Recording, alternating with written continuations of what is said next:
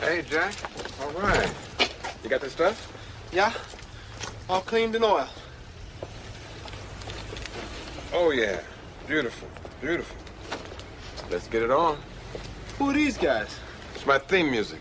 Every good hero should have some.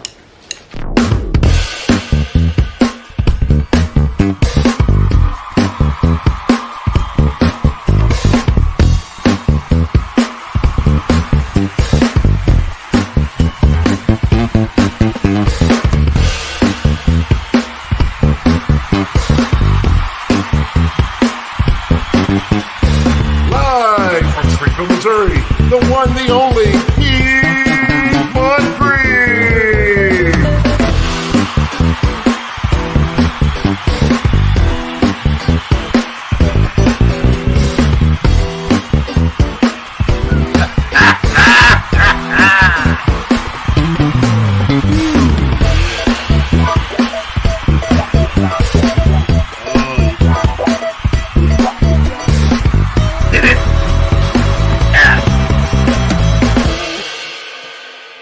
Excuse me, can I get a cup of coffee? Black? Can't you see we talking? White? Greetings, everyone, and a good morning to all of you. Thank you for spending a little time on this incredibly fine Thursday morning. Happy, you know what? Unofficial holiday day today. Happy Kirby Ditko Appreciation Day, because that's pretty much what we're doing today. Hello to everybody in the chat. Let's try to keep everything kind of fun, kind of light. Life's difficult enough, and let's just, try to have a good time today. So let me just bring in John and Tang. Good morning. Good morning. Good morning. How are you? How are you guys? Doing okay. Yeah, I'm doing fine. A little sleepy, so I will be somewhat slow today. But otherwise, all good, my friend. Happy to all be good with you. I'm all right. I'm all right. I'm looking forward to this today, because I don't think a lot of comic book fans, especially a lot of normies, give these two incredibly talented gentlemen enough credit for what they were able to do. Good morning, Penny. One of my favorite people. Andy Morrow, sup. Mighty Orbots, of course, that Kirby crackle. But let's not forget Mr. Steve Ditko. The guy was amazing. His work left an impression on the entire industry, and I think led to inspiring quite a few people. I just wish that inspiration seemed to be something that every single person currently in comics today could take some lessons from, because I really don't think anybody currently working in comics, at least in the known comic space, is taking very many lessons from these two. And it's unfortunate, because it's, I think, killing the industry in an art form, an incredible American art form. So, yeah. Anyway. I'll be right back. I forgot to run my trash out. Oh, well, you go do that, and I will handle things here. So, today we're going to start off with Mr. Jack Kirby, because he's the king. And there's no denying that. Look, his birthday is coming up on the 28th of this month. And for me, I wanted to find a way of doing something to honor Jack Kirby, because he definitely deserves that and a whole lot more. You know, we're not exactly talking a Bill Finger situation, but in many ways, I think Kirby has been treated not as well as certain others. And I think he deserves every bit of recognition that anyone that has ever picked up a comic book could ever bestow upon him.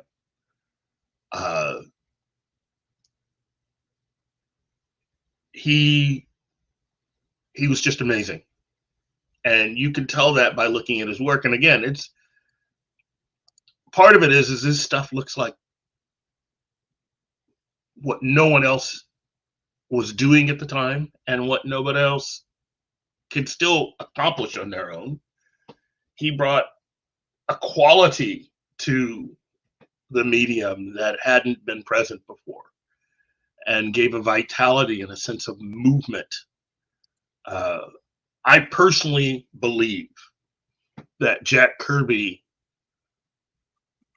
helped Hollywood really understand and see how you could take comics and turn them into films, or at least into film and or television properties. His artwork just lends itself to that. But outside of just being a great artist, I mean, he was an incredible writer and editor. And again, let me just say, he does not get enough credit for his writing. I don't even think there's an argument that can be made now against the fact that Jack Kirby had a significant effect upon comics like the Fantastic Four and wrote quite a bit of what they were able to do while he was working on the book. Again, not taking anything away from Stan Lee at all. Okay? But Kirby should be given even more credit outside of just being an artist. And I think part of the reason why Stan was not really willing to give Jack too much credit for the writing is because Stan pretty much would be seeming like he was slacking in just being listed as the writer.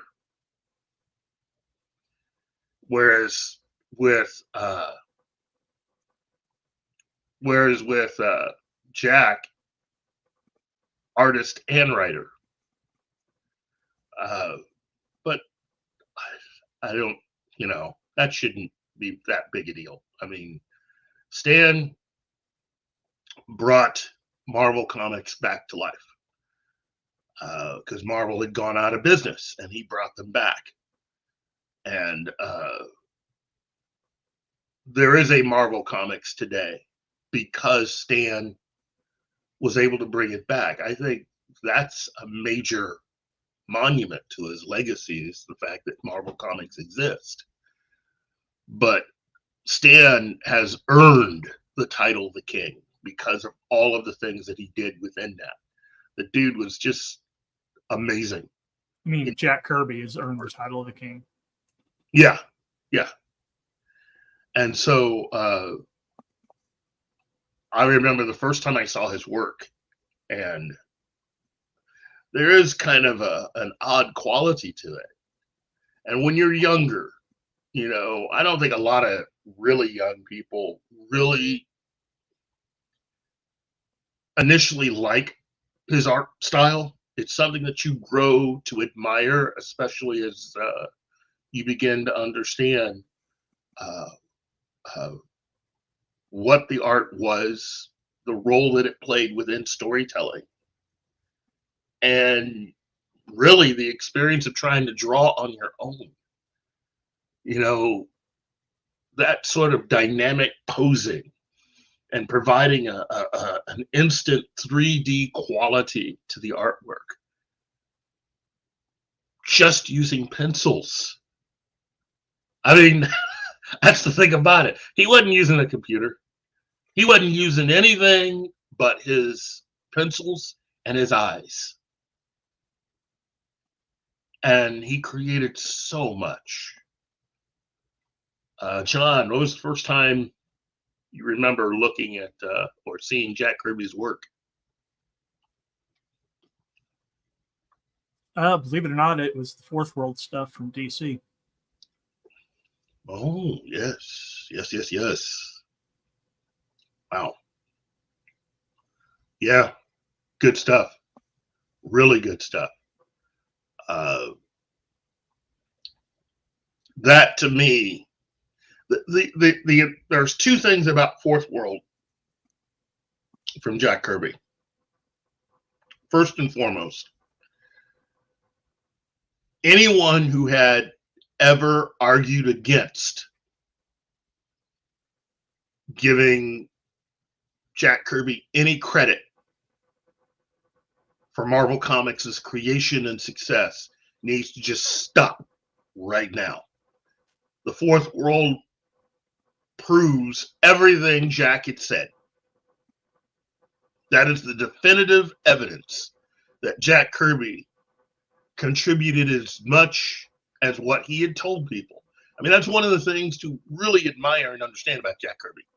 He wasn't trying to take more success. He wasn't trying to say that he was the guy that was responsible for everything. You know, he was just asking for acknowledgement of the stuff that he actually did. Period. End of story.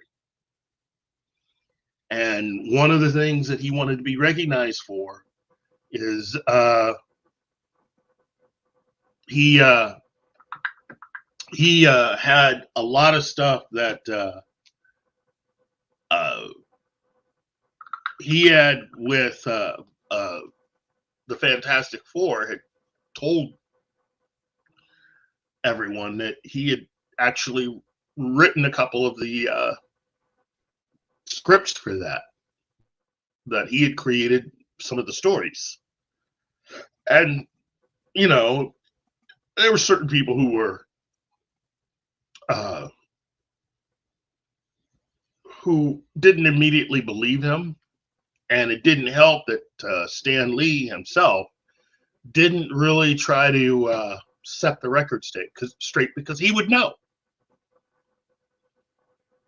And I just think that in the long run, it did a great disservice to someone who was so capable, so talented. And again, as I said earlier, I don't believe that took anything away from Stan Lee at all. In fact, having someone that was as versatile as Jack Kirby made Stan Lee look better. You know, there were a lot of people that went to work for Marvel Comics that were, in my opinion, just gifted because you had to be. You know, National Comics, what we now know as DC Comics, basically outlasted every other comic book company starting in the 1930s, you know, and Hollywood embraced them. They did all the right business stuff to survive. And that's the reason why DC was king as far as comics were concerned, up until you got to the 1960s. And then things started to change when Marvel made their major return under the guidance and leadership of Stan Lee. And Stan was smart enough to bring Jack Kirby back in, and our other person of interest for today's show, Steve Ditko. But yeah, these two gentlemen really deserve a lot more credit, and fans who aren't very familiar with their work really need to spend time in looking at what they've done. all these omnibuses and everything else that they put out for both of them, they're worth your time to read those. And in my opinion, anybody who's currently working for DC Comics and Marvel Comics, if you have no idea of the work of those two and what they've contributed to both DC and Marvel Comics, you need to just stop what you're doing right now and take some time out and read some of these books. Probably help your work, probably help you sell more. Anyway. Well, the current crop of writers and artists at both of the major comic book companies are there because they check boxes, not because they're good. Yeah, well, I mean, check boxes, but also many of them would just happen to still be around because everybody else either left or were fired or didn't bend the knee. I think a majority of them didn't bend the knee, but that, I think that's just you and I, John. But yeah.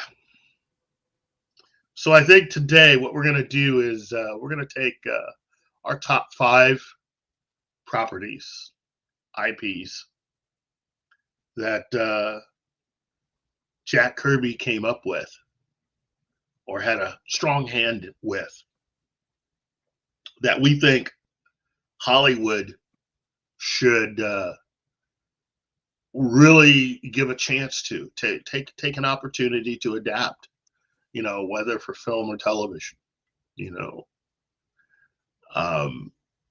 So since I came up with the idea, let me start with my number 5.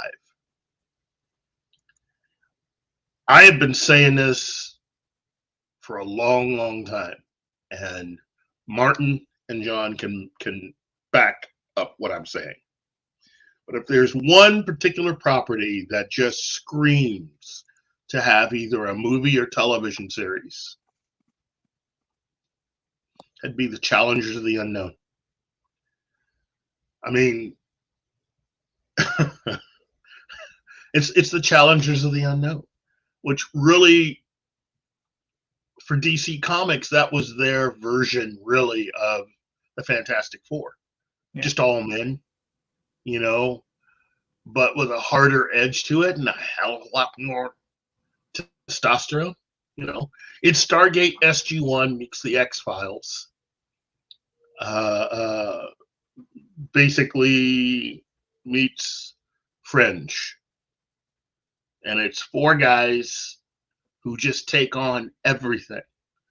Anything scary, anything unusual, whether it be science or creatures or whatever, and these guys take it on. And yeah, it's just great stuff, great stories.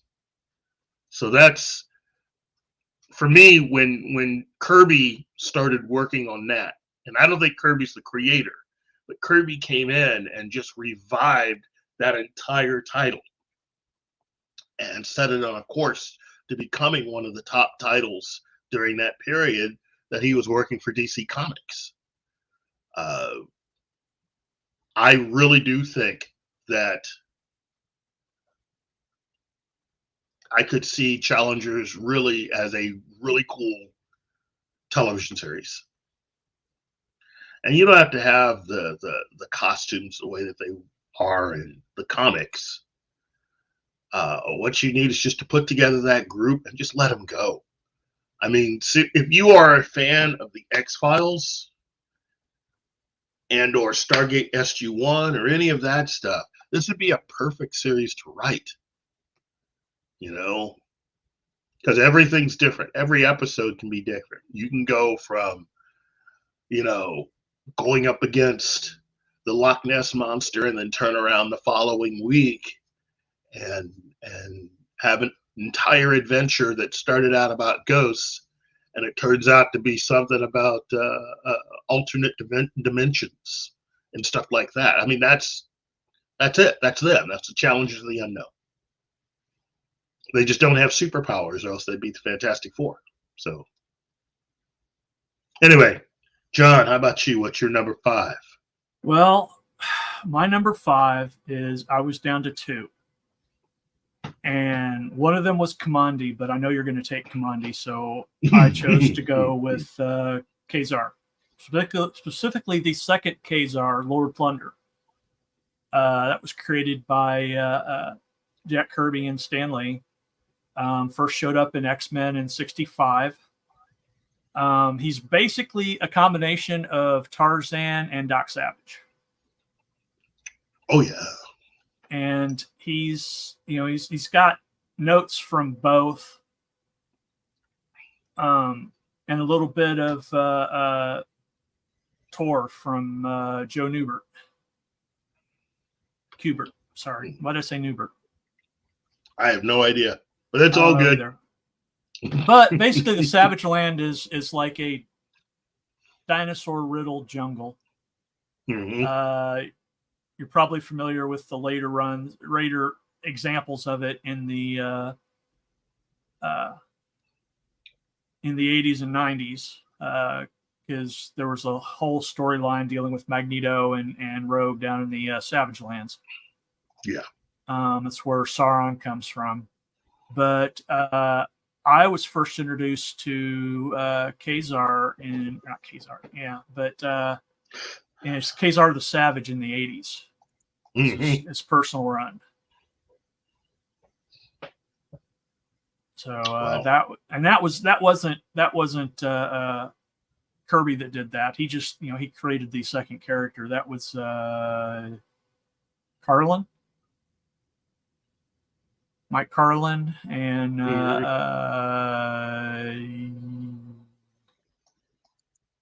I can't remember who else.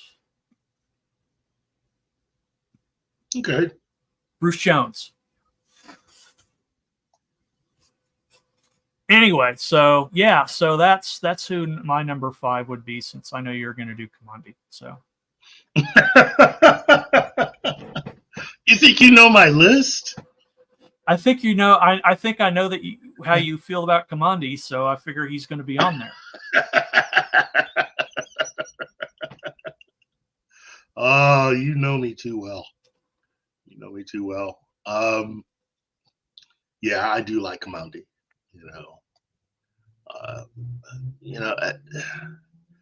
I grew up in the 70s, man. It's hard not to like Commandi. I'm sorry, it's just hard not to. And oh, geez, yeah. Anyway, yeah.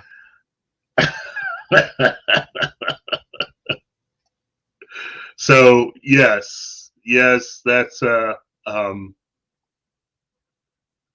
yeah. Look, you know what? I'll just go ahead and relay my number 4.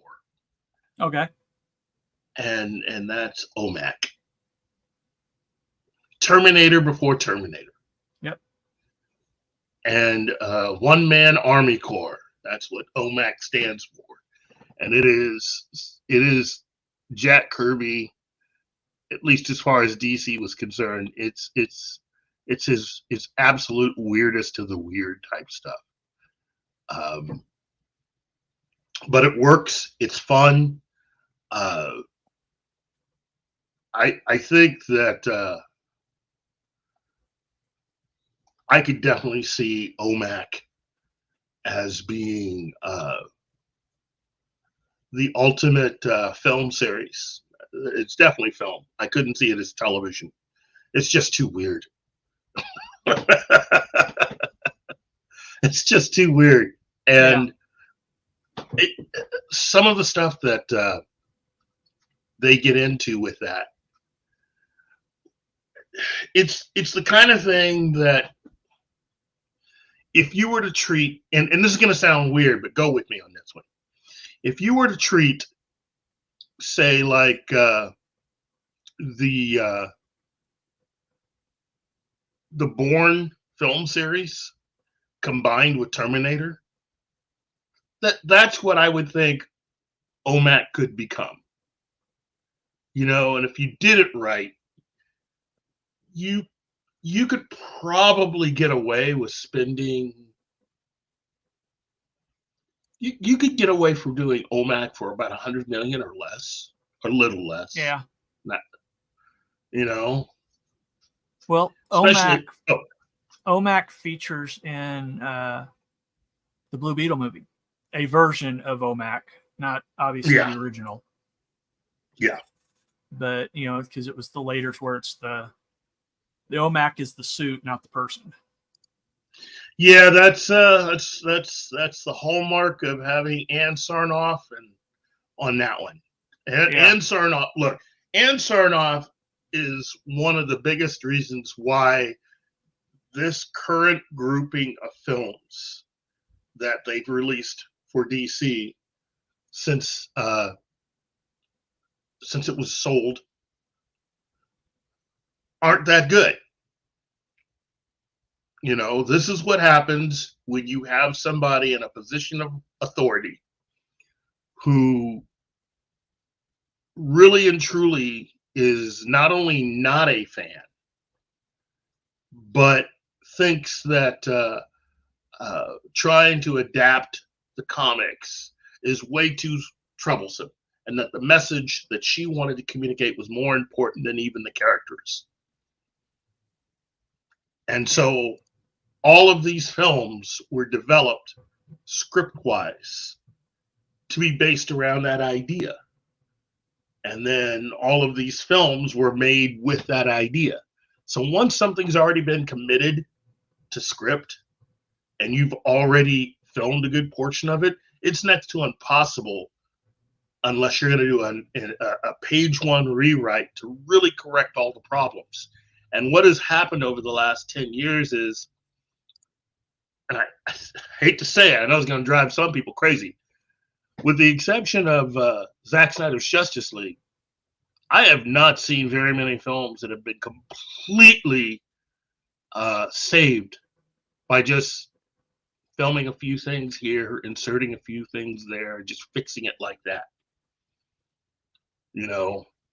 I mean, they almost undid they basically undid all of what Solo was, and it still didn't help that film. That kind of work didn't save the Flash movie, didn't help Black Adam. I think they had very little to go on with Shazam 2.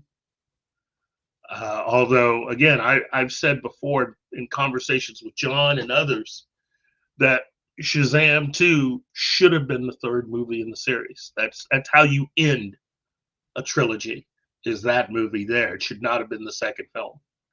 I completely disagree with how they used the character in that film. All the actors are good. They're really, really good, especially Zachary Levi. But I think the problem is that they just didn't properly know how to use the character. And I've really turned against the whole idea of having Captain Marvel be a child in a grown-up's body. Because having gone back and read the Captain Marvel comics, that isn't exactly how the creators of the character used the character. Captain Marvel was an adult. He just happened to have originally been a kid, but as soon as he says the magic word, he's an adult. He has access to all of the mental faculties and powers that make up all of that. This version of the character, you would have to undo part of that and say that he doesn't have full access to all of his powers. Well, that'd be the new 52 version. That's not just the new 52 version, though, my friend. Like I said, I went back and looked. They started doing that whole he's got a childlike quality just before they did the new 52.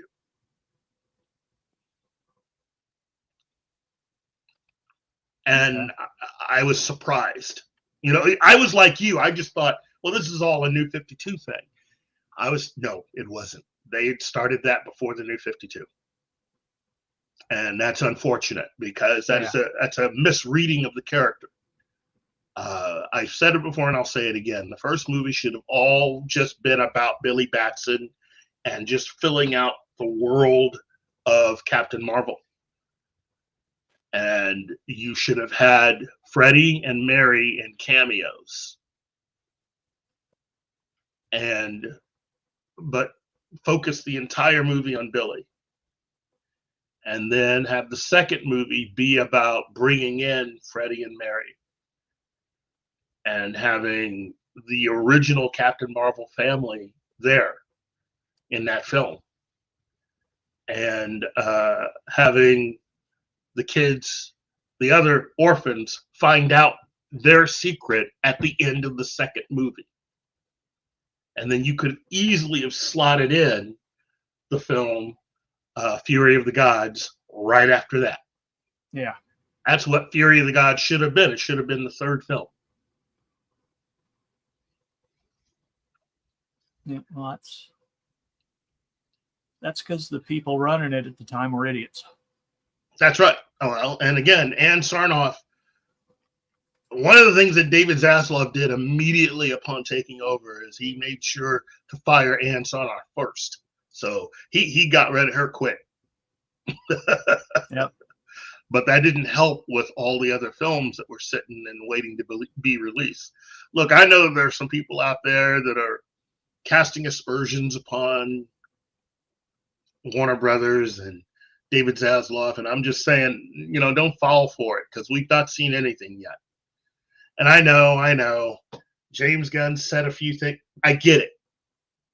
Personally, I believe the guy spoke too soon. I believe that Zaslav and Gunn did what they did way too soon. They should have waited to make any kind of announcement about what they were wanting to do until either around the time of Aquaman or just after Aquaman came out. Because nothing good has come out of telling fans a year in advance and watching all the speculation, especially of those. They knew those movies are going to fail. Yeah. But there was no way to pull them. As Script Doctor communicated, when you schedule films to be theatrical, you're making deals not just for product tie-ins. You're making all these deals in other countries for the movie theaters and all the spaces to occupy those. Yeah. That's the reason why Batgirl could be pulled, because it was an HBO Max thing. It was only meant for streaming. So you've made no deals like that. And you could easily pull that. And it had to be pulled because I think it's safe to say now, what I heard was that the visual effects were as bad as what you saw in The Flash, if not worse. And that's something that a lot of people who have only seen that behind the scenes footage that was shot on set for Batgirl, that's, you got a lot of people making assumptions based on that footage. You're not seeing the footage that was actually put together. And I had heard that the Flash's visual effects were kind of, and having seen the movie, I have to agree, a lot of the visual effects just were not that good. And I heard that Batgirl's was even worse. And for me, cut that project,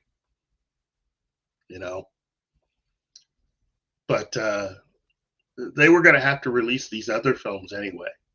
I still think whoever made the decision, whoever talked David Zaslav into taking Blue Beetle out of being a streaming exclusive into being a theatrical film, they need to really fight for their job, because I think Zaslav should consider there's no reason for it.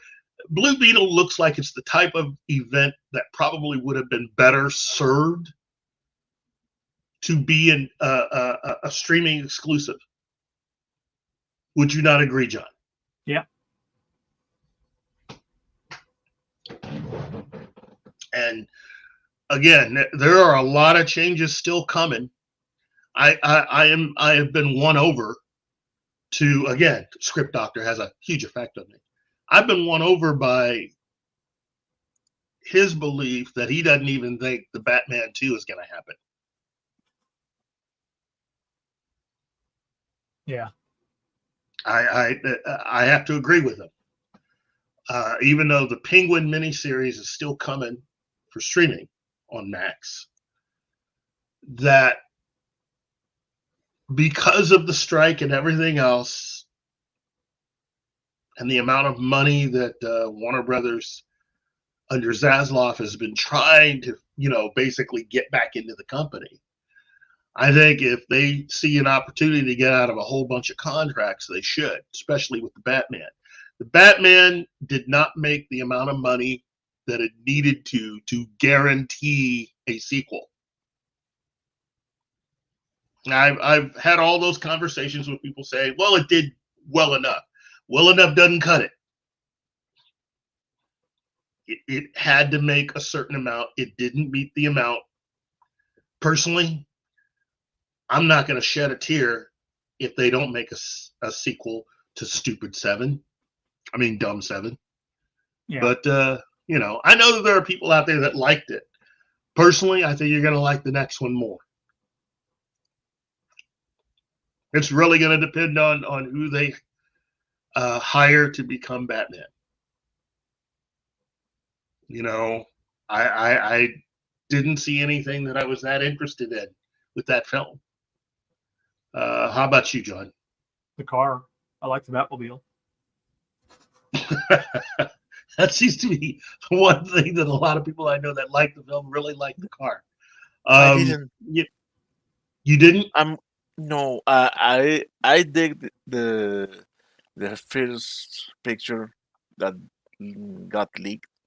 I saw it, but then when I saw it in the movie with the exposed engine, and the look of it has the look of a stunt car, and I don't like it. Well, it looks like something out of the Fast and Furious films for me. So we're not only ripping off 7. Yeah, I know. We're not only doing our own version of the film 7, but we're also going to combine 7 with the Fast and Furious. It's like, oh man. But as a Batman fan, I'm more excited about what James Gunn has put forward about wanting to bring the entire Bat family to life. Because nobody else has had the balls to do that. Nobody.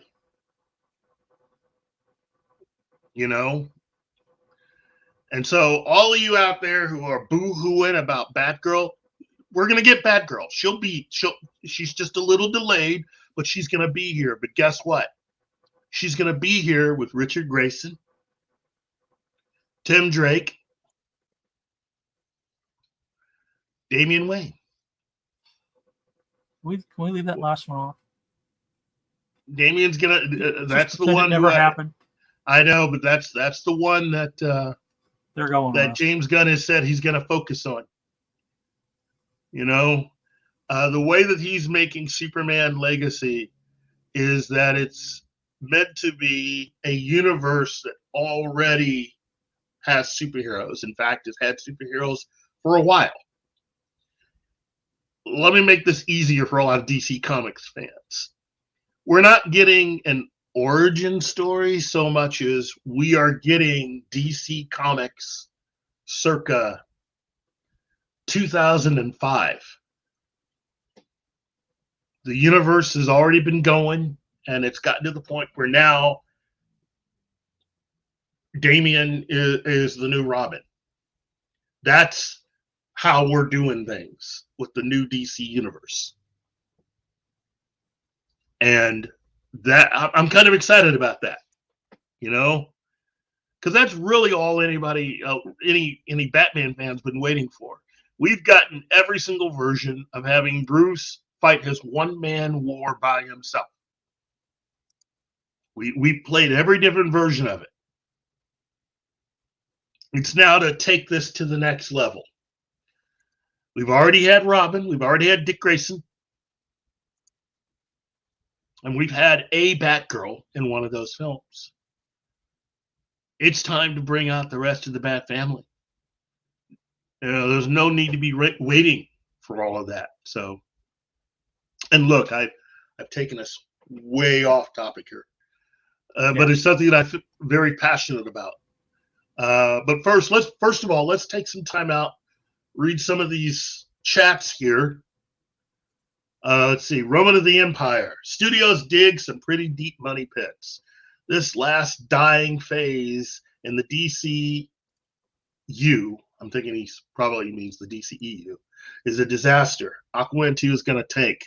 Yeah, that's true. They would save a ton if they could just direct to video this dead phase. Yeah, they would. Unfortunately, they can't because it's already been scheduled to be a theatrical feature worldwide. They've made deals that it's going to cost them money anyway to pull the movie. Again, you got to understand the big difference between the Batgirl movie that they got rid of and all this other stuff is the fact that all these other movies are all scheduled to be in theaters, which means those are all individual separate deals. Okay? Warner Brothers cannot afford to basically treat money like it was nothing. I mean, what do you think they are, Disney? Come on. It's just, they can't afford to do it. That is a reality of the business. And the Batgirl was a streaming thing that you can get rid of. They could do that. That's just the way it is. And again, I just got through telling you guys, Batgirl is coming. I should have rephrased that. Batgirl will be here.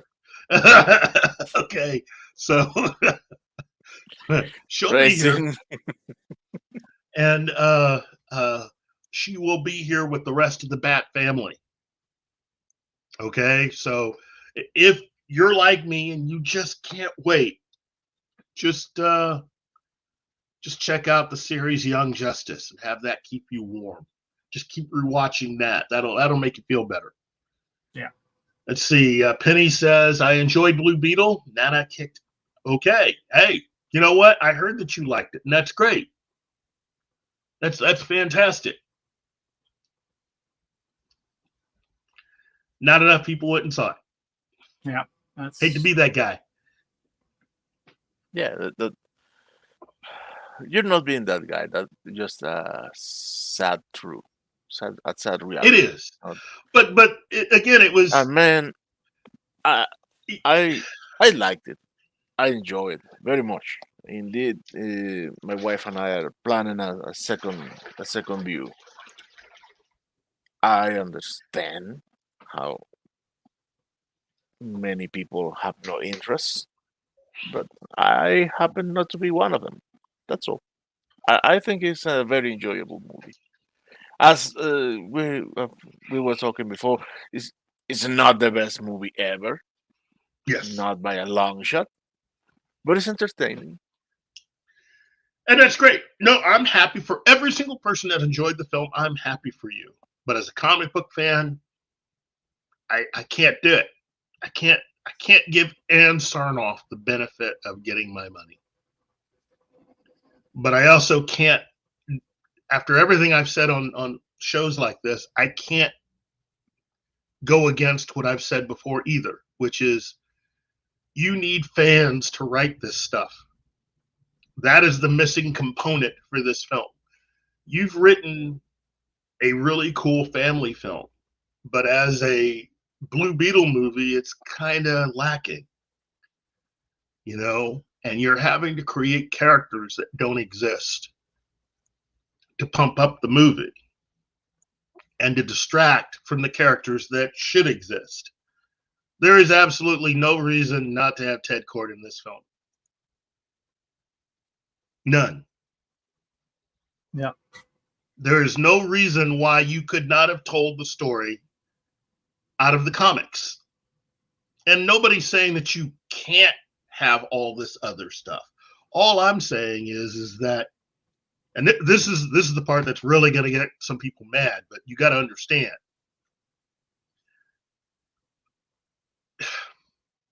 What people really enjoyed about Peter Parker's relationship with Tony Stark in the films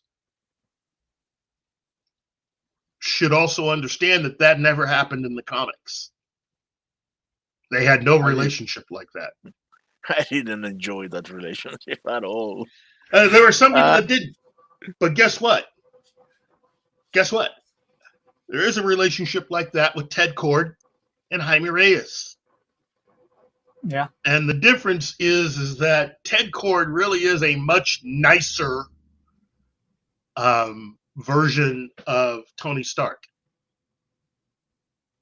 He is a way nicer version of Tony Stark. He's like Tony Stark and Batman combined. Yeah, he truly understands the power of what he's able to do and the effect it has on the general public. And so what that story is about, what this film should have been about, is about someone who wanted to help people and realizes that he could no longer physically do that. He can't be the hero anymore. You know, it really is like a modern day version set now of what Batman Beyond is. That's what their story is. That's that. Yeah. Someone who used to be the hero who can't. And a young man who has the ability to be the hero. And so he has to help him. You know, it's the Antonio Banderas version of Zorro, Mark of Zorro. Everybody enjoyed that movie. So that's exactly what Blue Beetle should have been. And when you bring in people who are not fans of the comics, this is what you get. Let's see. That Batman crack in the trailer killed attendance. Yeah, I know. I know. True. And allow me to interrupt you for a little bit. When the director commented on during the backlash of that scene in the trailer, he said that you have to see in context to understand that. I dismissed that. His comment. I said, he's trying to say first. No, you need to see it in context. It was a very poor choice in editing to splice that scene in the trailer. I can see that. I can definitely see that. Yeah. Roman of the Empire. Oh man, I just don't care about Blue Beetle largely because it doesn't matter. I can't get invested in these films that have no future. I completely understand. And that's why I was saying, go ahead. This really doesn't have any ties to any other ship. It mentions Superman and Batman, but just as, abstract beings. It doesn't go, hey, Batman's, this or that, or Batman does this and Batman does that. They just exist. So that's like a nebulous connection. So it doesn't really have a connection to Zack Snyder at all. Yeah. Yeah, but how could I put it? It's like the same effect with The Flash. You are going to put out these movies after saying that this will all be erased. People said, I have no real investment in going to see this. That is not going to exist anymore. Yeah, but this is the thing is, so he came out and said that, at least Blue Beetle, the character, is gonna this is the first movie of the new DCU. That's what he said. It's the first character of the new DCU. Now, whether they keep the same actor or not, it's a different story. Whether whether this movie is considered canon after next year is a different story. They should keep the same lead actor and get rid of everyone else. Make it easier on the fans and just do the whole thing that now they're trying to do with the comic, which is to streamline everything, put Ted Kord mentoring Jaime Reyes and go from there. and that makes way more sense. You cut down on all of the other eccentricities, and you're telling a story that allows Ted Kord to be a contributor to this universe without either pretending that he never existed or coming up with some other slipshod reason to just stick him in there and have him just hang around. I mean, Well, at least yeah. it's not the Berlanti verse where you see his true. name everywhere and you never see him. Oh, wait a minute. They did cast him. They just called him a different name. Yeah. So, Ray Palmer. Jeez. Yeah. That was not Ray Palmer. That was Ted Kord. They just called him Ray Palmer. So, Yeah. Anyway, let's see. Willie the Monkey King's music. Sup, Will? Let's see. He says it's the first character not movie. He's probably going to keep Blue Beetle. Yeah, you're right. I agree with you. I just got through saying that. He's probably he's going to keep Blue Beetle. He's just going to get rid of all the rest of that stuff. There's no reason to keep any of the other stuff in that film. And well, I would keep Ted Kord's daughter. She's too old to be his daughter. See, that's the other thing about it. That's part of the. See, this is part of what I was talking about. You can't do that. Ted Kord, in actuality, Ted Kord's probably 40s. in the current iteration of the comics. They're going to end up making Ted Kord closer to Bruce Wayne's age. Okay?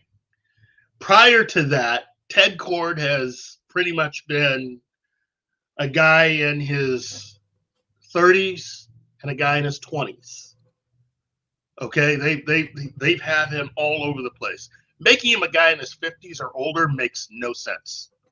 Absolutely no sense.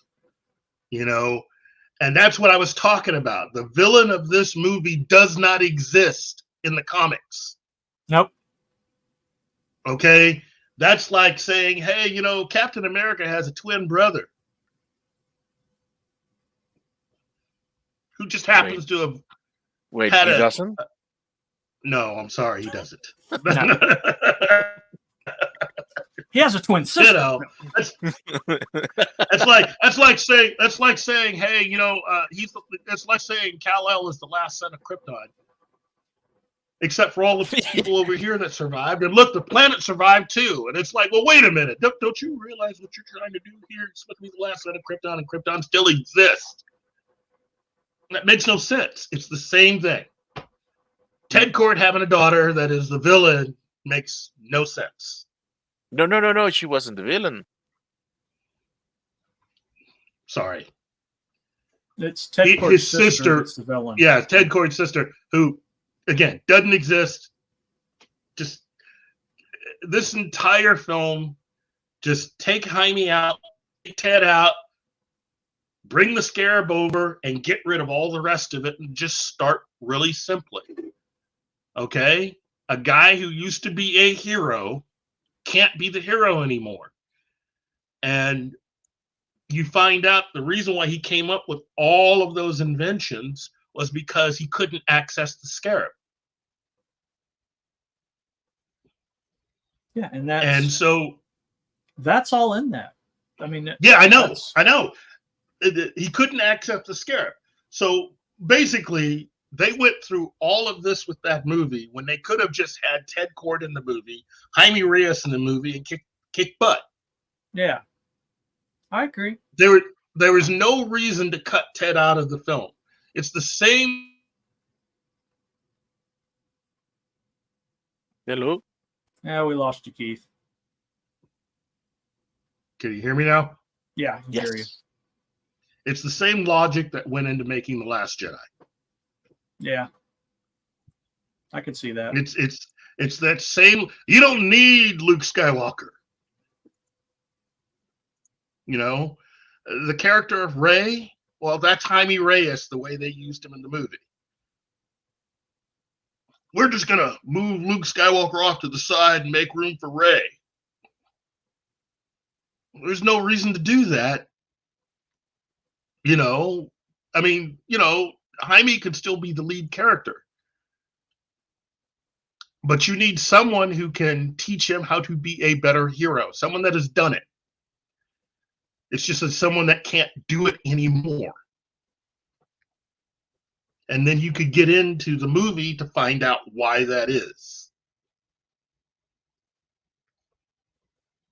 Because at this rate, you're basically rebooting the entire DC universe. So how likely is it that we're going to get a Batman Beyond movie within the next 10 years? Not very. Might as well go with Blue Beetle then. I'd rather go with Blue Beetle anyway. Yeah, and by doing this version of Blue Beetle, that means you can still have Booster Gold and invite him in. And he still has Ted, but he's also now got Jaime. It's a win for everyone.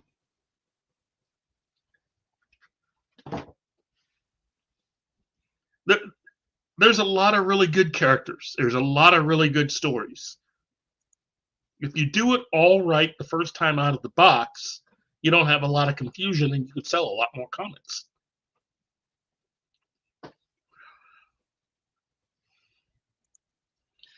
Thank you, Willie, for destroying my dreams and aspirations.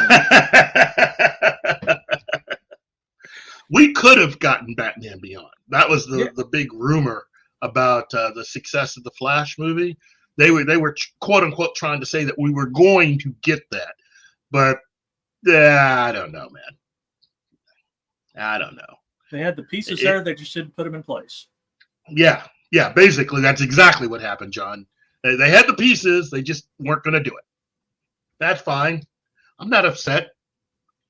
I'm just saying, if we're going to do this thing, let's do this thing. If you're going to reboot. And this is definitely something the MCU needs to do right now. There's nothing to be gained from here on out. Nothing. There have now been 20 films released after the end of Endgame. Of the 20 films released after Endgame, only 3 of them have been successful.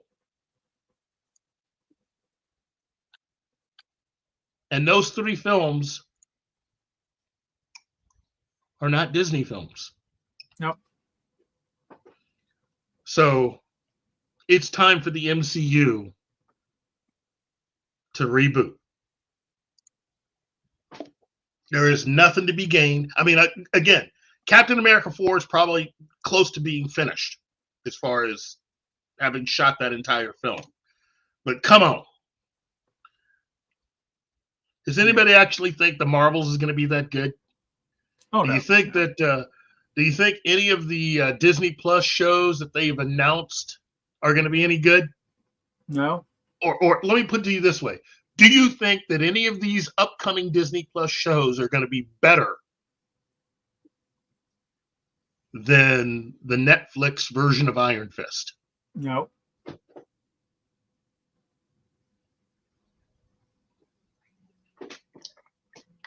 It's sad. Yeah. But they can do it. They can do this. They can reboot. If they were to reboot right now, yeah, go ahead. I was going to say, and I think Captain Falcon finished principal photography before the strike. That's not going to help that movie be any good, but I'm happy for everybody involved. Yeah, I'm not saying it's going to be any good. I just think that in that particular case, there's way too much ego involved. And if that's the case, then certain people just don't need to be involved anymore. Personally, I think if Kevin Feige doesn't want to change how he's doing things, Kevin Feige should be offered an out. Yeah. And you bring in someone who can be excited about Marvel again, who can get all of you fans excited again, and who'd be willing and have the strength and fortitude to go through and just reboot all of this stuff. And the thing is, you need to do it now, because Hugh Jackman signed a 5-movie deal. He Only cannot one of wait. them announced. Yeah, you cannot treat him like The Rock and make him wait.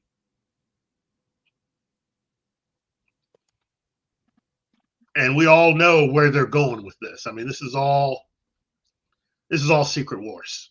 Yeah.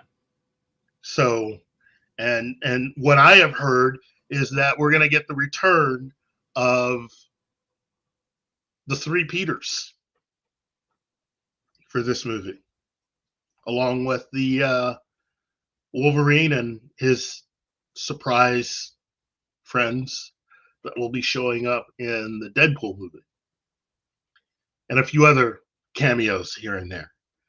But my whole thing is, if we're not going to make that the next upcoming movie, then you might as well just go ahead and reboot everything. Go ahead and announce Fantastic Four. Go ahead and announce X-Men. And just, hold on. Willie says, Keith, I sort of disagree with you about Marvel being able to reboot. If they need to take several years off. Disney is too much of a machine to let that happen at Pop Culture Minefield. You know what, Willie? I would have agreed with you, except that Bob Chapek, this was his plan. If Bob Chapek had not been ambushed and pushed out to bring back Bob Iger, Chapek was going to get real chummy with Kevin Feige and basically try to make Feige justify any and all movies that he had planned from here on out. And to do better, not to be spending outrageous amounts of money filming, refilming, reshooting. That scrapbooking stuff costs way too much money. That needs to stop. So I can see why you would disagree, but if you have the boss looking over your shoulder, checking out how much money you're spending, you're gonna be better at what you do. And I think at this point, it just would have made more sense just to reboot. Because the only major character you still have left is Benedict Cumberbatch. And unless you're thinking about signing him to another movie, you've got one more movie with him now. There's one more Doctor Strange film, and he's out. Yeah, especially they're doing the time runs out storyline. And figures, right? It figures. You're going to get rid of Doctor Strange. No, it's time to reboot. Yeah. It's time to reboot. If you're going to start just doing the whole, letting the Marvels be how you set the course for the entire Marvel universe, it's time to reboot. Because you've got the X-Men now. You've got the Fantastic Four. Got to be out of your mind if you want to continue to go down this road. And if they do, I know what I'm not spending my money on. I am willing to give James Gunn the benefit of the doubt and see what he does. Although, as I've said to the guys before, Zaslav is only going to give Gunn one shot. And that's Superman Legacy. If he does not knock it out of the park with that film, Gunn will be fired. And all the rest of this stuff that he's talked about, that goes away. And then he's going to go out and find somebody that will try to do this right. So you know, that is what it is right now. Yeah. This is the darkest time for all comic book movie fans.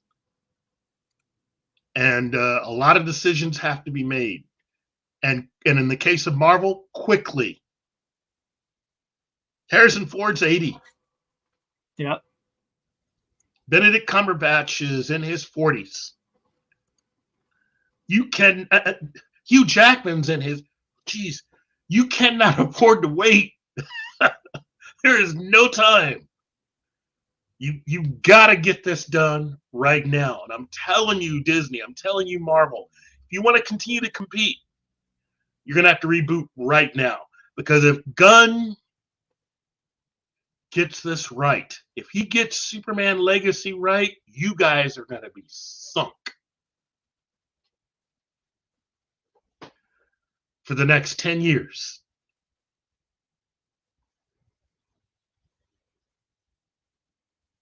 Now that I've officially brought everybody down.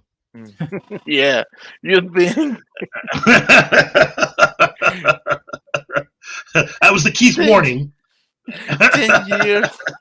But as the Peter Bergman fan said, at least the Force is cheap.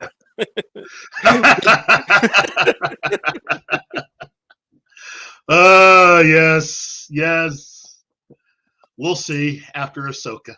Weren't we doing something? We were. I was getting ready to go back to that. Let's see. It's time for my number 3. Wouldn't it be my Jack number Kirby. 4? Oh, I thought I had already done my number 4. No, my number 4. Oh, yeah, your number 4. I'm sorry. It's your turn, John. Well, I was going to take the whole Fourth World, but that's a little big. That's what she said. Yeah.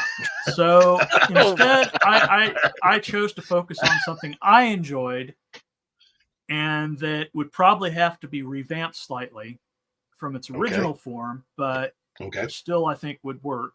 And that's the Forever People. Look at you, man. Because when they came out, when Forever People came out, they came out in 1971. They were very much a product of the 60s. Mm-hmm. They were all hippy dippy, free love kind of people. But it was the later incarnations were same characters. Yeah.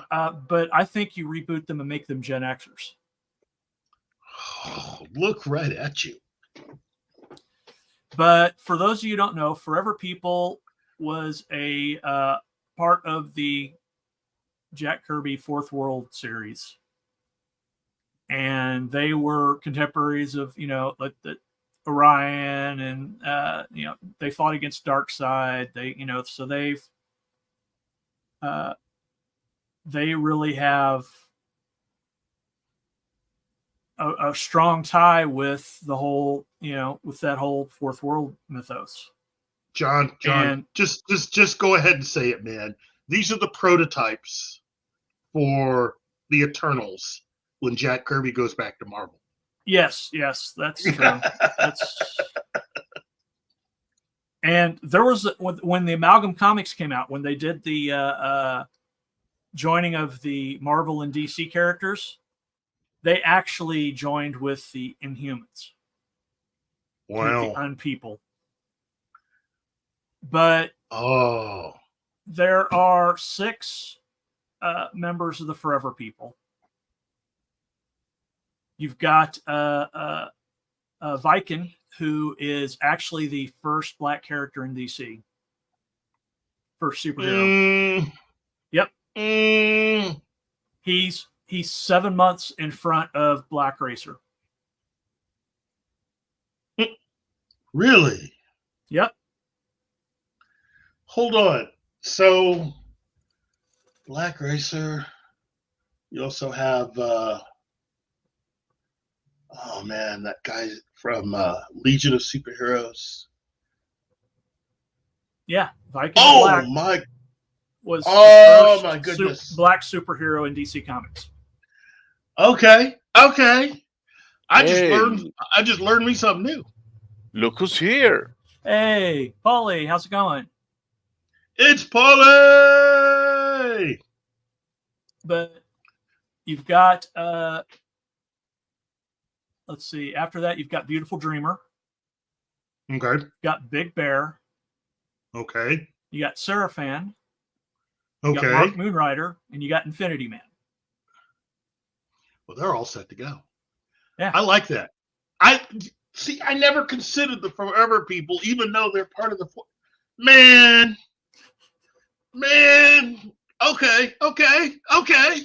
Okay. You want to play like that? Okay. I got number 3 for you. Okay. Let's hear number 3. These two I got are number 3 playing for you. poker.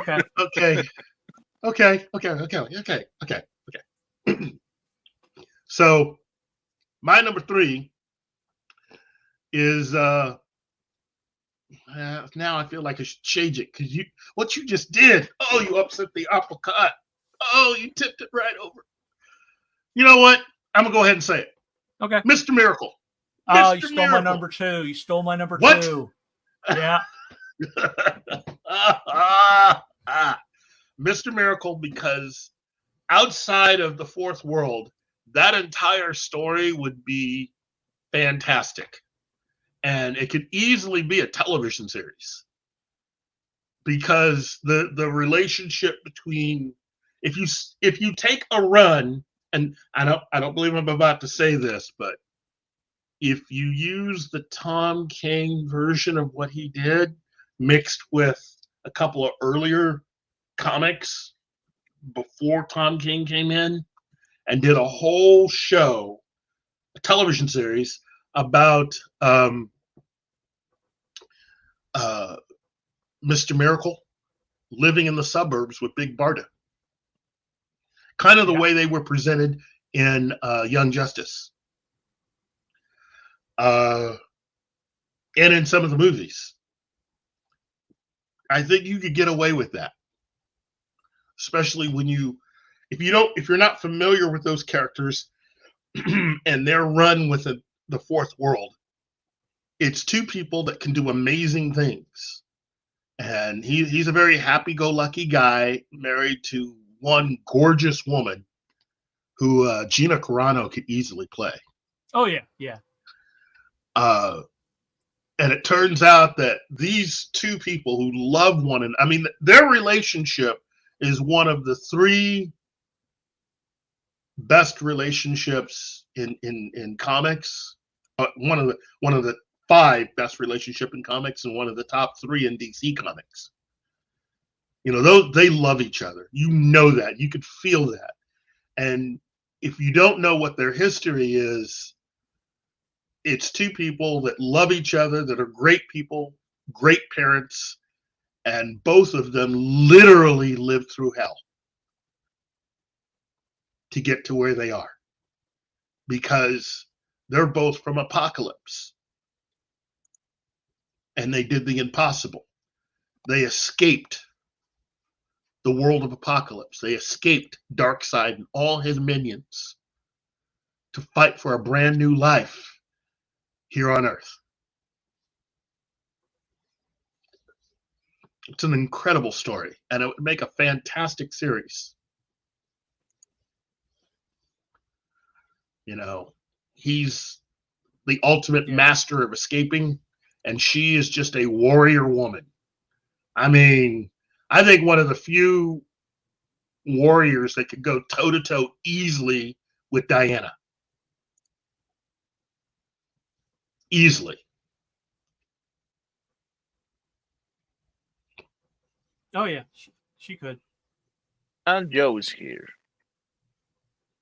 Oh, hello. Joe's Atmosphere. Yeah, Steve Ditko Spider-Man. Enough said. You got that right. You got that right. Okay. I guess it's your turn, John. My number 3? Yeah. Etrigan the Demon. Oh, you took mine. You took mine. I can't believe you went there. Hey, you stole my number 2. I know. I stand corrected. These 2 are playing Uno. Okay, that's a good one. That's a good one. So which way would you go with that? Movie or television series? Oh, I'd go movie. I would go movie with starting with the Arthurian mythos. Oh, that would rock so hard. And then at the end of the movie, you introduce the modern Jason Blood, having lived all this time. See, I want that now. Somebody get me James Gunn on the line. I want that right now. I want that right now. Oh man, yeah. Okay, that's a good one. Okay, my number 2. Yeah. The Question. That could. Yeah, go ahead. I'd like to disagree. Question was Okay. created by Steve Ditko, not by. Oh, why did I say that? Wrong list. Sorry. Hold on. Wrong list. I am so sorry. Okay. Whew. Okay. Anyway, just forget I said that. Everybody. Okay. And I do mean everybody. I didn't say that. Well, the internet is forever. So. I'm serious. I didn't say that. Okay. Let's see. There we go. Now I got. Wow. Okay. Number 2.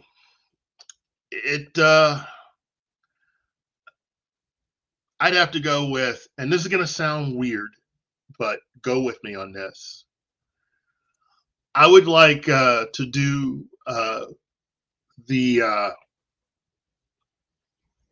I'd like to do The Guardian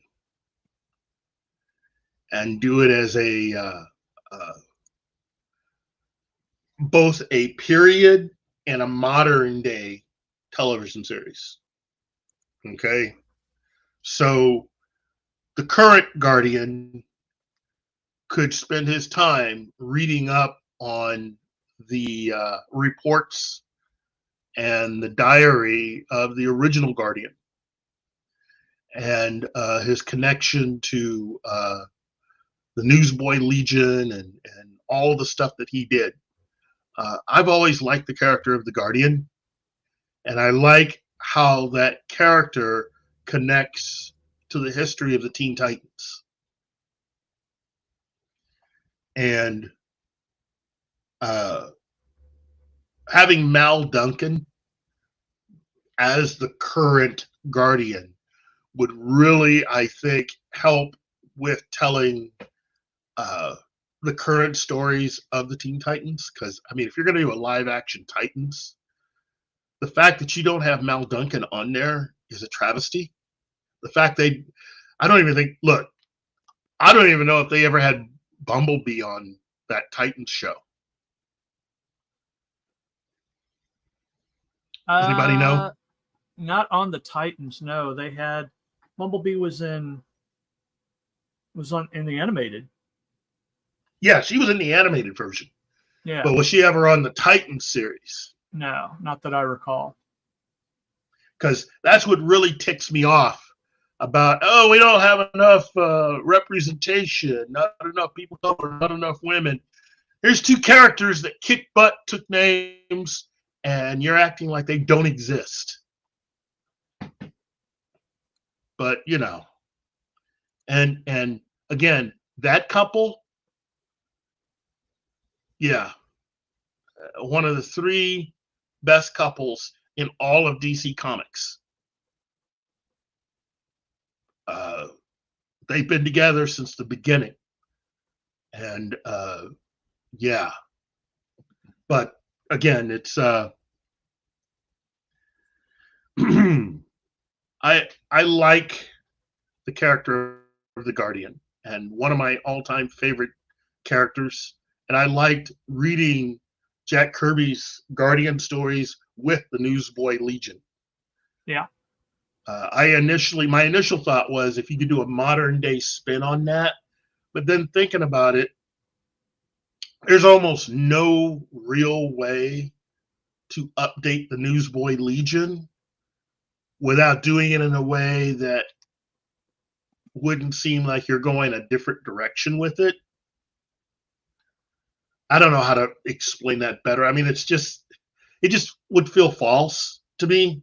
So keep it specific to the time period. And yeah, that's what I would do. So, yeah.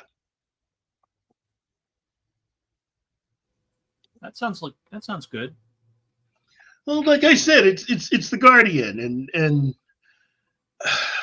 Mal Duncan is one of my favorite Guardian's characters. Well, I mean, he's a good character for having done what he did. He's a normal guy who became a hero because his girlfriend was already a hero. And he had to learn how to keep up with her. And he eventually and we're obviously found... not counting the Jimmy Olsen version from the Arrowverse, right? True. We're not counting that one. So, yeah. Plus, Project Cadmus hasn't gotten explored enough in live action. And that's really where what the series could be centered on, which is Project Cadmus. And you have the Guardian, and you explore his relation. You explore Mal Duncan's work relationships and a little bit about his personal relationship with his wife and daughter. You know, that's just me. That's good. That's a good choice. How about you? What's your... Well, my number 2 was Mr. Miracle. However, so I made a change. Okay. Manhunter. Ooh! Which one? I would do an amalgam of both Paul Kirk and Mark Shaw. Look right at you, man. Look right. I think we lost Keith again. Yep. Keith got excited and got broke his mic or something. Yeah. Probably a series. Okay. And you could tie it. You can tie it in easily if you want to tie it in, because they especially the Mark Shaw dealt with the actual Manhunter's race. Mm-hmm. So you could actually tie it in with Guardians of Oa and the Green Lantern Corps.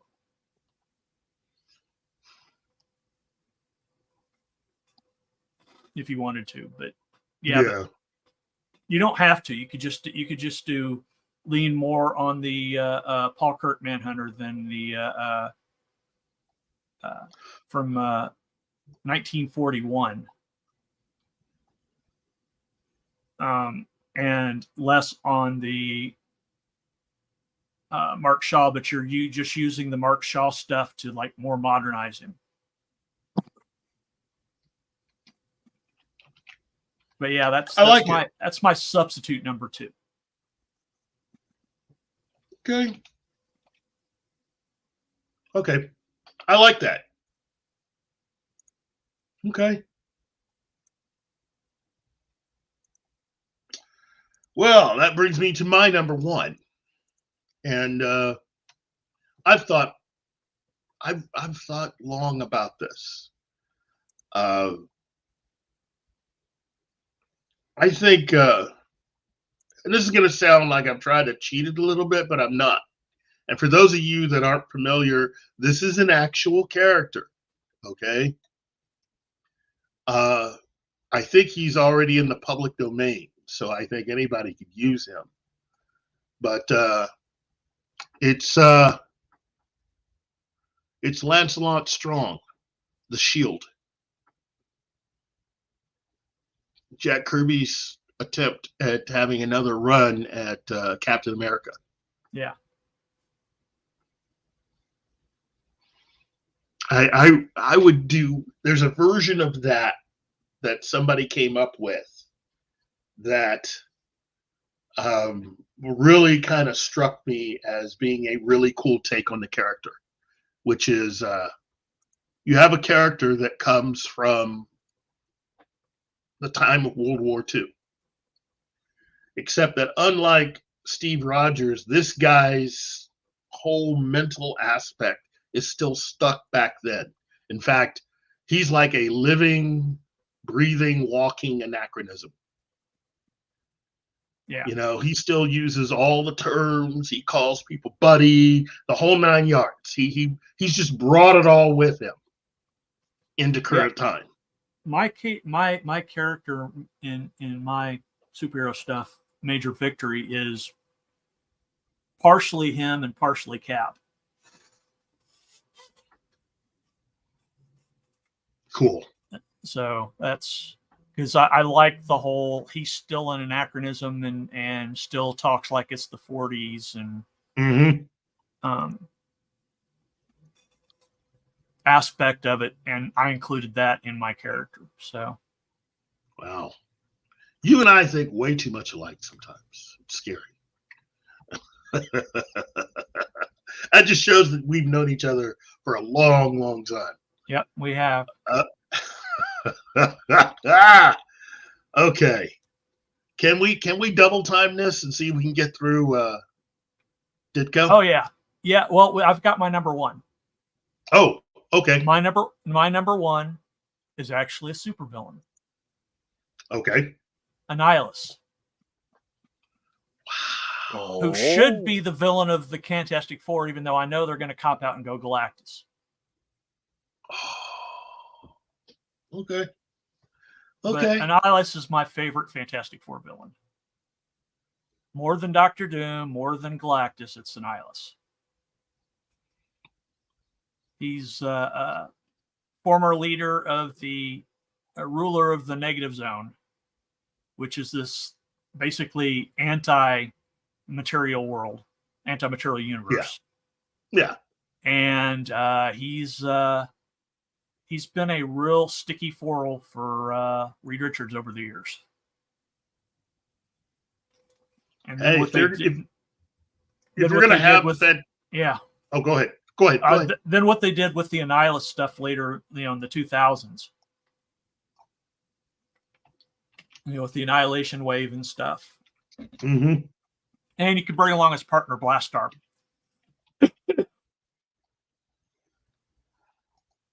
Love it.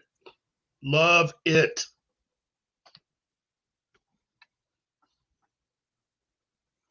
Wow. Yeah. Okay. So that's my number one. Good choice. Okay. So next we have Mr. Steve Ditko. And again, everything that I said about Jack Kirby, I really do mean for Steve Ditko. Without him, Marvel would not be what it is. And I just think that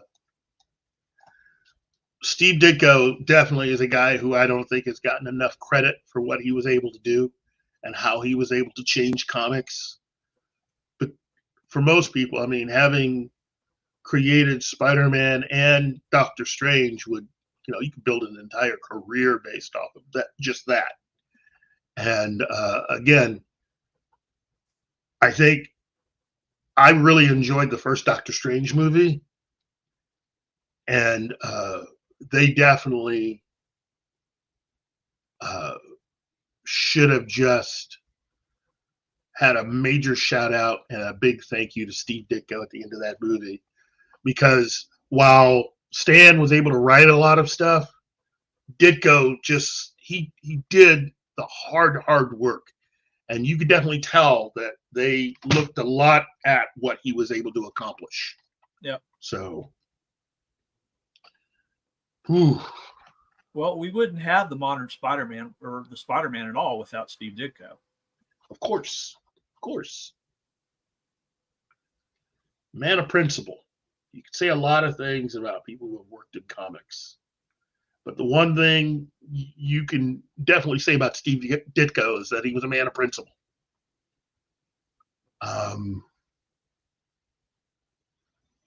And he was a student of Jerry Robinson, who is the guy that created the Joker. Yep. And I just think that the whole story of Steve Ditko and leaving Marvel Comics and not really talking to Stan Lee after leaving Marvel Comics and getting all those checks for years that he kept getting because he had co-created, or in my opinion, created Spider-Man. Yeah. And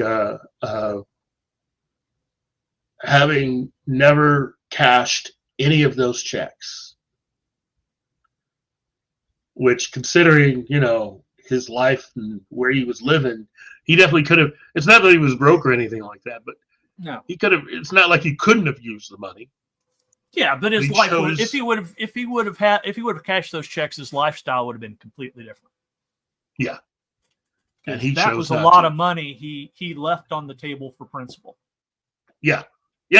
He was a man of conviction, and you can't really say that about too many people. You know, because I can't even sit here and say that I wouldn't have been tempted to cash one or two of those checks. So, yeah. Anyway, well, you ready with your list? Yep, got my list. You may start this time. Yeah, you can start this time. What would you go with? Number 5. Number 5's the Creeper. Oh, yeah. Jack Ryder's alternate personality. Frequent ally of Batman. Frequent annoyance of Batman. You know, he's in the Outsiders. He's actually been in the Justice League shortly. So yeah, I think he would be a good character. And the thing is, the problem is because Ditko was the student of the original creator of the Joker, there's some visual similarities between Creeper and Joker when Creeper transforms, but they're completely different characters. Wow. Great work. Just great work. And he's been around since the 60s, late 60s. Yeah. He stuck with Marvel. I think he left Marvel in 64, 65, and ended up working for DC after a while. Yep. Wow. Yep. So that would be my number 5. My number 5 is Shade the Changing Man. Good choice. He is a wacky, different type of character. I would almost do a Shade the Changing Man television series, much the same way that you would do Greatest American Hero. So some humor. Add a little bit of humor to that. Yep. And that that suit would work. that he had. Yeah. That's you need somebody kind of who can do that, who can do drama and comedy together. And that suit. And not make it cheesy. Yeah, and not make it, very important point. Yes, not make it cheesy. Wow. Okay, so that's my number 5. Your number 4. My number 4 is I'm actually going for a villain again. Okay. And this is the villain that should have been the villain in Doctor Strange 2. Really? And that's Nightmare. Ooh. And I would actually do it as an anthology series with Nightmare versus various of the lower level heroes that you can throw in there. That's pretty cool. I like that. Because That would he's been, you know, let's see, Hulk, Wolverine, Spider-Man, obviously Doctor Strange, Captain America, Ghost Rider, even Dazzler and Squirrel Girl were major villains, he was a major villain for. So he's an equal opportunity villain. Oh yeah, yeah. Love it. But yeah, so he's ruler of the nightmare dimension, or ruler of the dream dimension. But when he's in charge, it's a nightmare. But yeah, Okay. and he's part of the Fear Lords.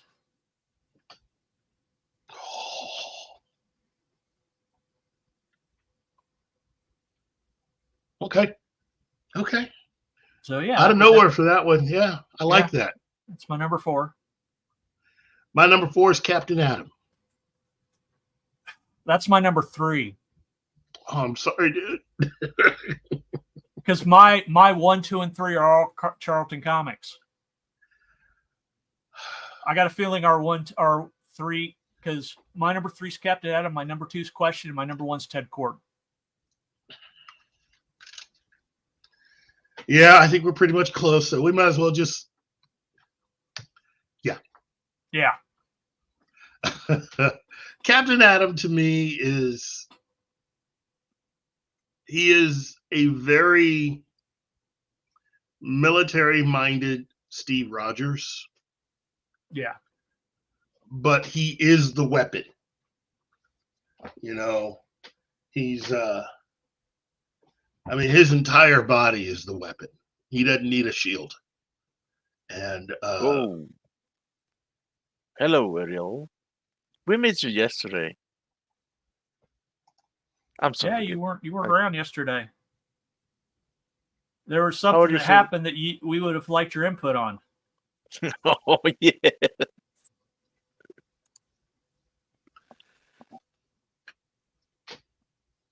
So it's Zax. Yeah, Zax is out there too. Oh wow! Hold on. Let me just spend a moment getting this here. So I've said hello to Zax, Ariel Bellet, and let's see. Let's see. Yeah, chose Atmosphere, of course. Spider-Man, Steve Ditko. Enough said. Of course. Let's see. Willie. Oh yeah. Bye-bye, Willie. Let's see.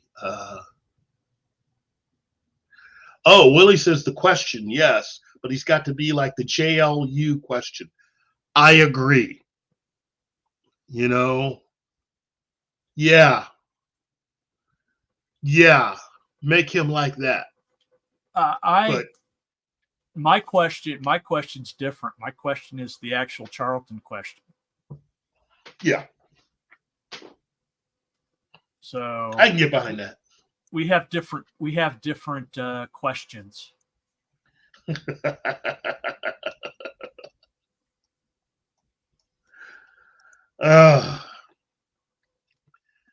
Okay. My turn? Yeah. Well, actually, yeah, because my Captain Atom was number 3, so we can go ahead and skip my number 3. Well, I could say the reason why the top 3 are Charlton Comics is because those were the comics I read out of the spinner racks when I was a little kid. Oh yeah. You know, granted, I read DC, didn't read as much Marvel. It was mostly DC and Charlton Comics.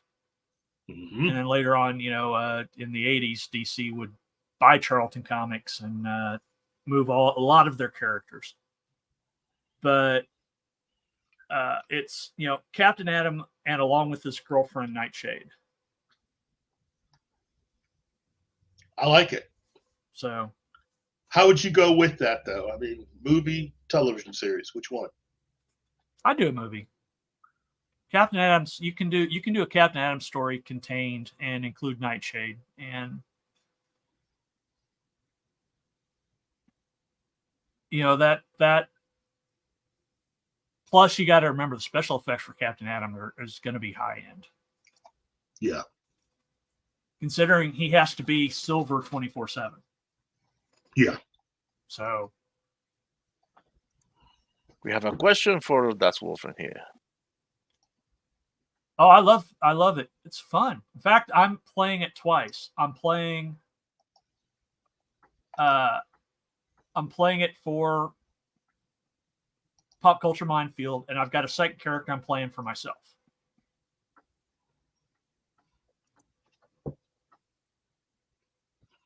Oh.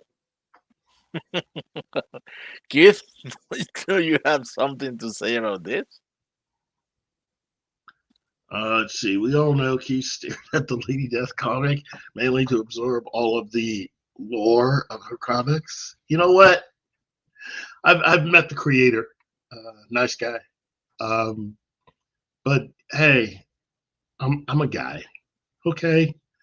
Who's to say I noticed her, and that's all I'm willing to admit to. So.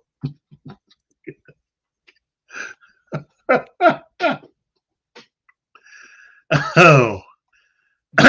Anyway. Yeah. Back to the list. Yep. You're number 2. Okay. Well, my number 2 was going to be oh man, what happened to my screen? Oh, hold on. Hold on. Okay.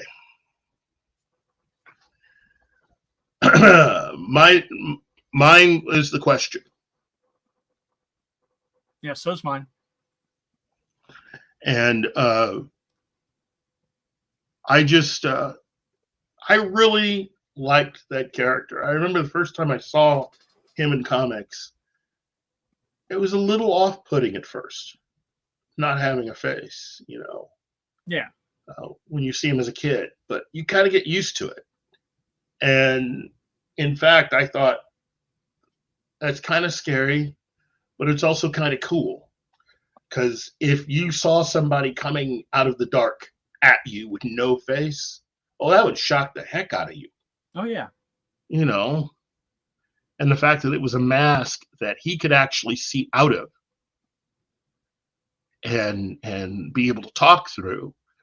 I liked that, So I could easily see that as a movie or a television series. Maybe even a Netflix series. So it's I like the way they did the question in the Justice League cartoon. Yeah. That version of the character, I think, is my definitive favorite version of the character. I'm not sure if it would be Steve Ditko's. It No. may have been. It may have been. I mean, Well, but, he used a different name at first. Vic Sage is an alias of his. Yeah. It's not his real name. His real name's Charles Victor Zaz. Yeah. Well, wait a minute. It's Charles Victor Zaz. Yep. So, and while right now the question is Renee Montoya. Yeah, that's the current question. I would that's rather the wrong question. I would rather still have Vic Sage. Yeah, I would too. But I prefer the original, like I said, the Steve Ditko created question, back when he was more aligned with the objectivism philosophy instead of being the Zen like he is now. Yeah, more like a Vulcan, almost, in a sense. Yeah, like objectivism, you don't know, is a philosophy developed by Ayn Rand. You see it in the book, in her book. Yeah. In her books, The Fountainhead and whatever happened to John Galt. I have to look it up. Give me a second. Okay. Atlas Shrugged. That's what it was.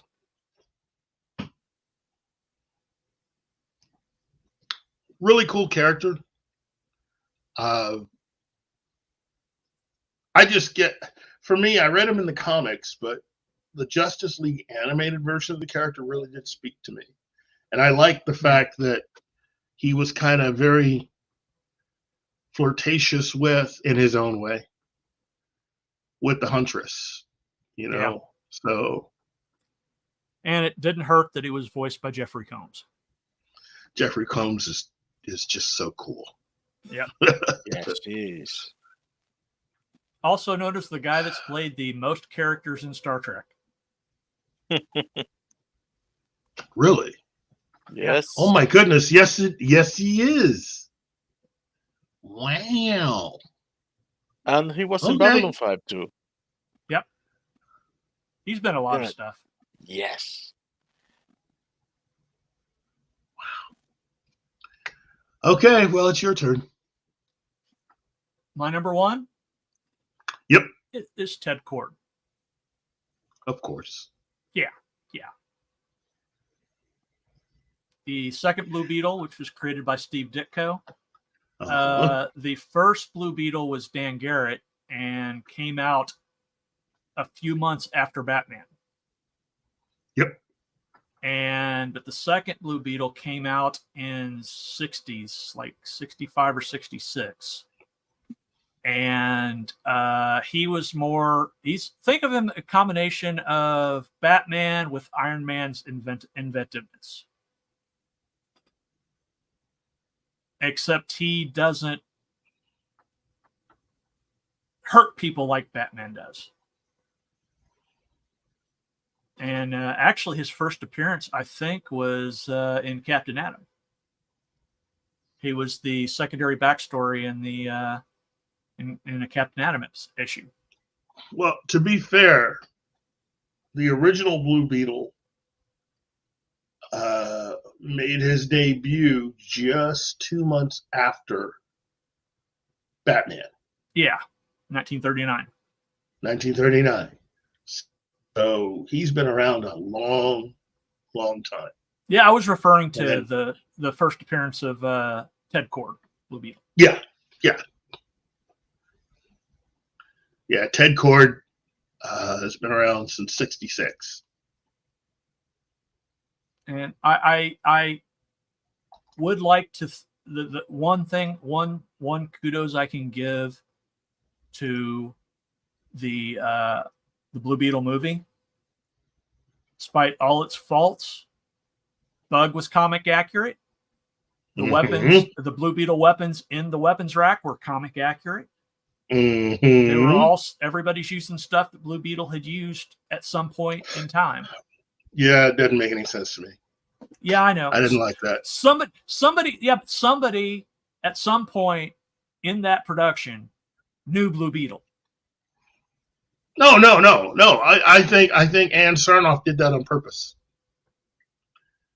You got to remember, Ann Sarnoff was really Kathleen Kennedy for Warner Brothers.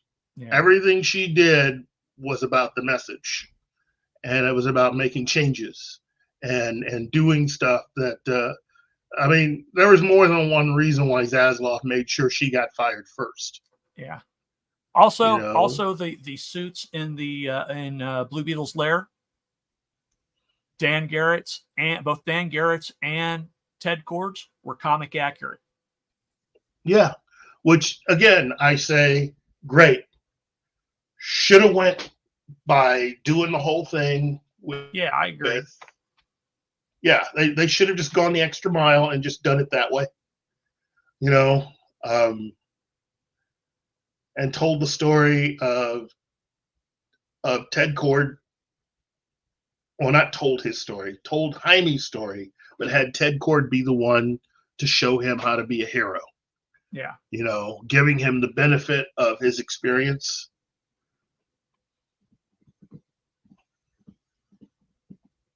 Yeah. That would have worked well.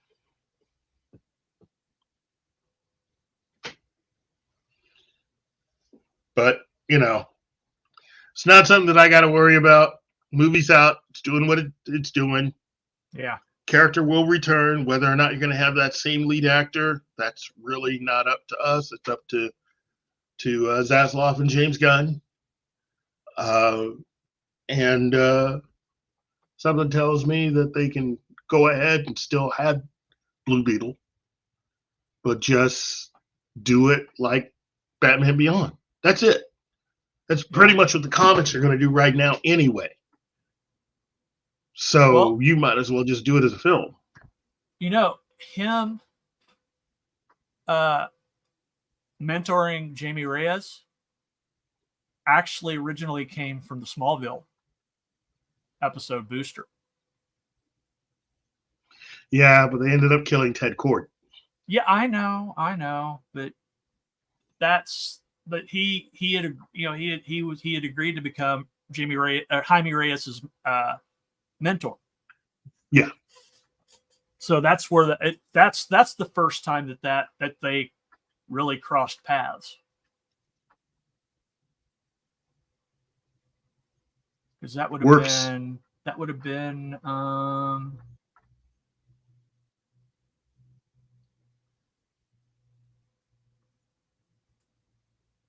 trying to look up the episode here.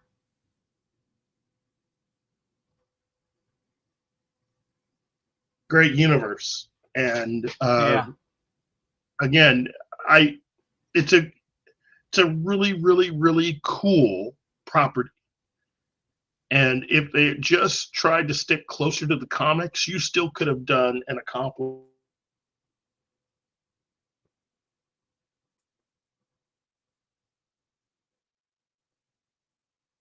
Hello.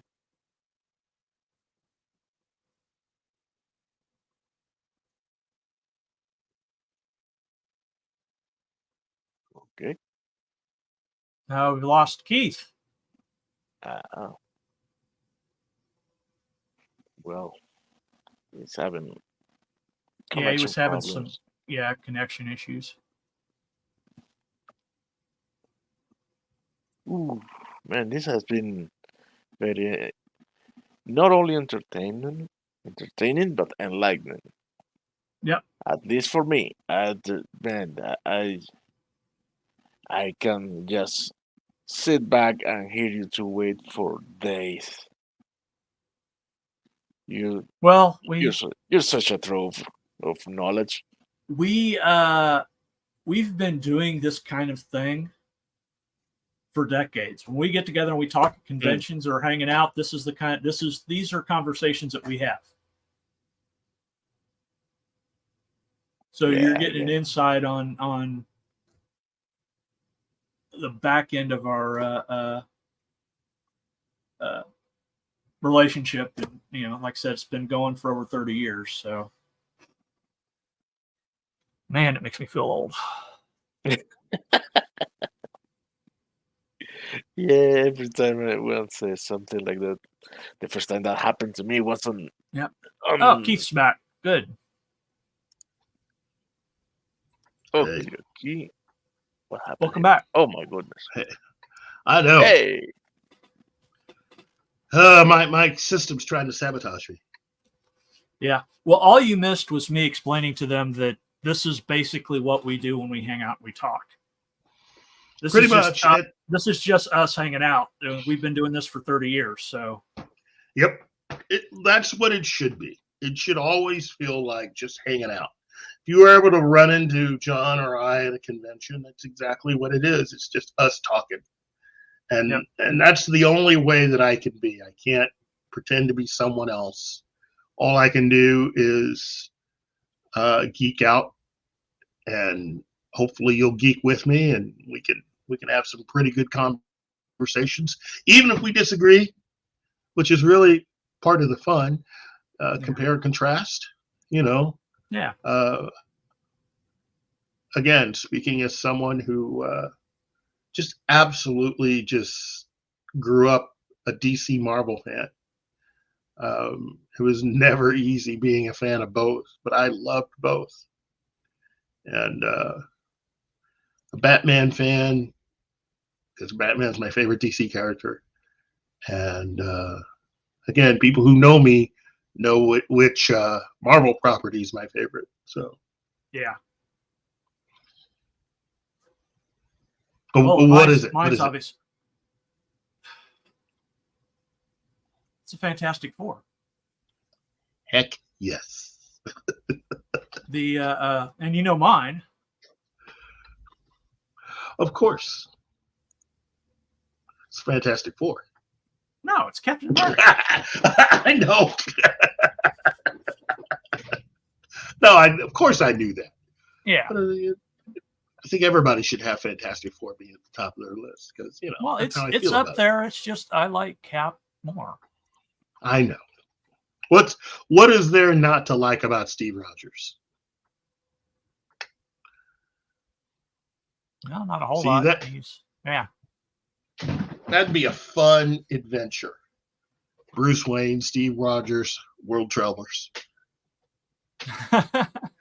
No, I don't know. I'm sure Bruce would find different ways of trying to embarrass Steve Rogers. Yep. But Steve wouldn't rise to the bait. No, he wouldn't. But both of them would just be, outside of their costumes, both of them would just kick ass and take names. Oh, yeah. The Billionaire and the Boy Scout.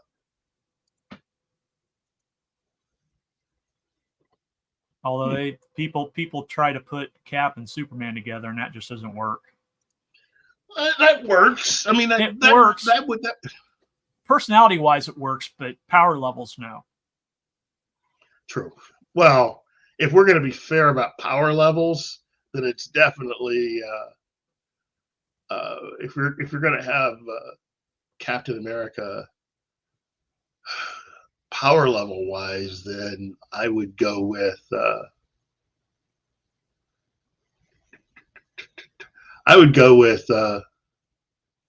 Deathstroke.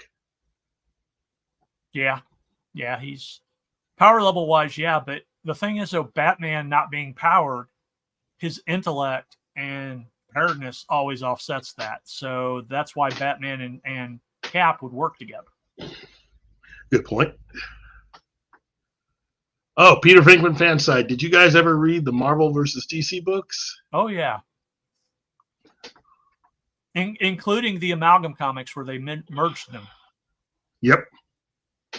I also liked reading about the softball games because there were a few years there in the 70s where DC and Marvel would have their annual softball tournament once a year. And yeah, I loved reading about those. It was just great to read about both those companies just everybody was having fun. Too many people seem to take a lot of stuff more serious now, whereas back then everybody was having fun. Everybody thinks everything's targeted them personally today. Right? That's too much pressure. But hey, anyway, yeah. Let me thank everybody because I think we've had a really nice turnout today. I want to thank Penny because Penny's awesome like that. Andy Morrow, Mighty Orbots, War Monkey, one of our favorite monkeys. Decepticon's Cave of Comics and Toys because why not? Roman of the Empire, Mrs. A, Willie, the Monkey King's Music, the Peter Venkman fan site, and the legend, the major personality, and one of my favorite people, Latino Slant, Paulie! Because Latino Slants, if you're not checking him out, if you're not listening to what he's saying, if you're not just a fan of Latino Slant, you are missing out big time. Yep. If you So want to get knowledge drop, that's a place to get it. that's it. He's the king right there. Well, on behalf of Martin, Das Wolfman, aka John, I've been Keith, your Time Man of the Year for 2006. And this has been Morning Coffee with Keith and the guys. Have a better day. Yep. Goodbye.